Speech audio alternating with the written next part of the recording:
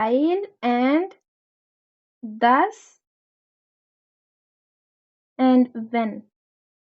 ठीक है, अब ये वाले जो वर्ड्स हैं इनको हम बोलते हैं कनेक्टर्स। लाइक के सेंटेंसेस होते हैं उनको जब आपने कनेक्ट करना होता है तो फिर हम ये वाले जो वर्ड्स हैं while, thus, when, आज हम ये 3 ही पढ़ेंगे एंड देन उसके बाद हम जो ये काफ़ी ज़्यादा वर्ड्स होते हैं जो एक दो सेंटेंसेस को आपस में कनेक्ट करते हैं। ठीक है, अब जब भी आपने इसका एक सेंटेंस बनाना होता है तो उसमें आपके पास होता है Hauptsatz and Nebensatz। Hauptsatz and Nebensatz।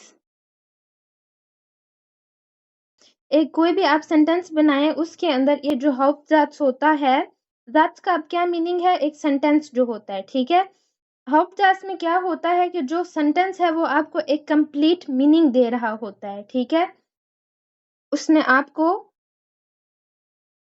Complete meaning मिल रहा होता है, मतलब आपको उसके माने की बिल्कुल कंप्लीट समझ आ रही होती है।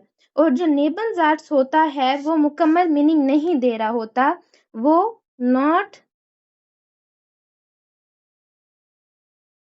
गिविंग कंप्लीट मीनिंग, वो आपको मुकम्मल मानी नहीं देता।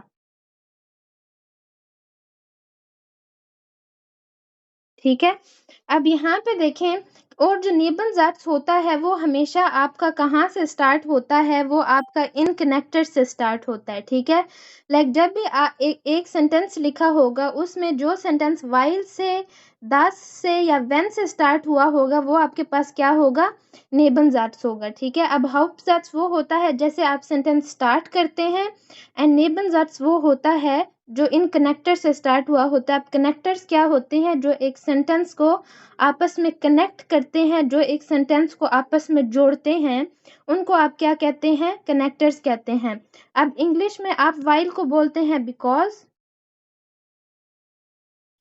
thus होता है that एंड when होता है when।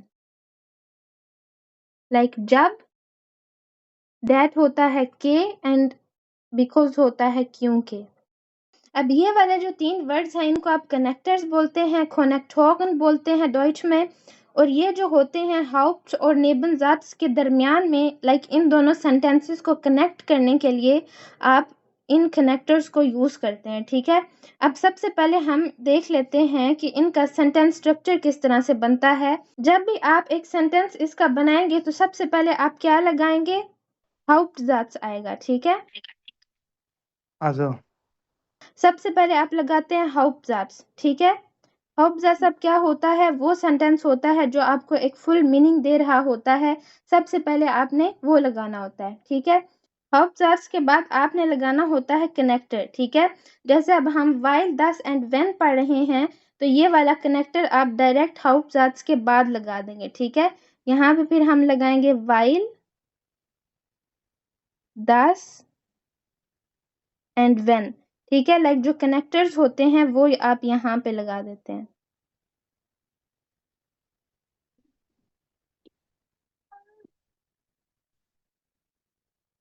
एंड देन उसके बाद क्या लगता है, उसके बाद आप लगाते हैं Nebensatz।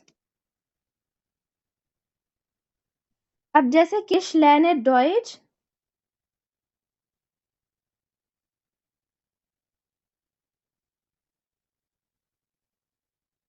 Ich lerne Deutsch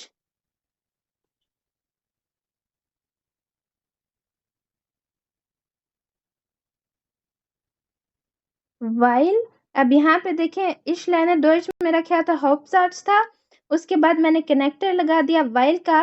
अब यहाँ पे देखें जैसे हम कहना चाह रहे हैं while Ich arbeite in Deutschland, एक सबसे पहले मैं आपको ये सिंपल सेंटेंस हम यहाँ पे लिख लेते हैं, जो मैं इसके साथ कनेक्ट करना चाह रही हूँ वो क्या है, Ich arbeite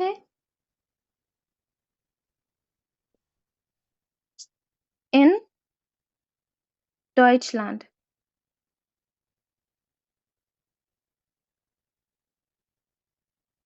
ठीक है, अब जब मैं ये वाला सेंटेंस इसके साथ लगाऊंगी तो मैंने यहाँ पे क्या देखना है, ये जो arbeite की वर्ब है ये सेंटेंस के एंड पे मूव हो जाती है। ठीक है। जब भी आप कोई सेंटेंस बनाते हैं जिसमें आप कनेक्टर्स का यूज़ कर रहे होते हैं, जिसमें आप उन वर्ड्स का यूज़ कर रहे होते हैं कि जो दो आपके सेंटेंसेस को जो दो जुमलों को कनेक्ट करते हैं, वहाँ पे आपकी जो नेबन ज़ाट्स की वर्ब होती है, वो कहाँ पे चली जाती है? सेंटेंस के एंड पे चली जाती है, मतलब यहाँ पे आ जाएगी वो फिर। ठीक है।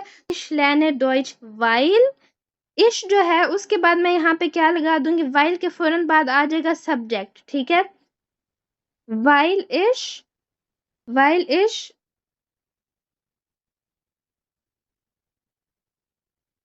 इन डॉइचलैंड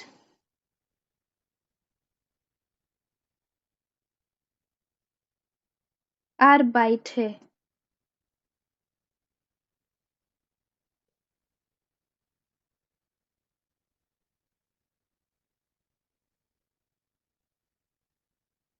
जब भी आपने इस तरह के सेंटेंसेस बनाने हैं जिनके अंदर आपने कनेक्टर लगाना होता है, बेशक वो वाइल का हो, बेशक वो दस का हो, बेशक वो व्हेन का हो, तो उसमें आपने जो नेबल ज़ाट्स में आपकी वर्ब आ रही होती है, उसको आपने हमेशा एंड पे लेके जाना होता है।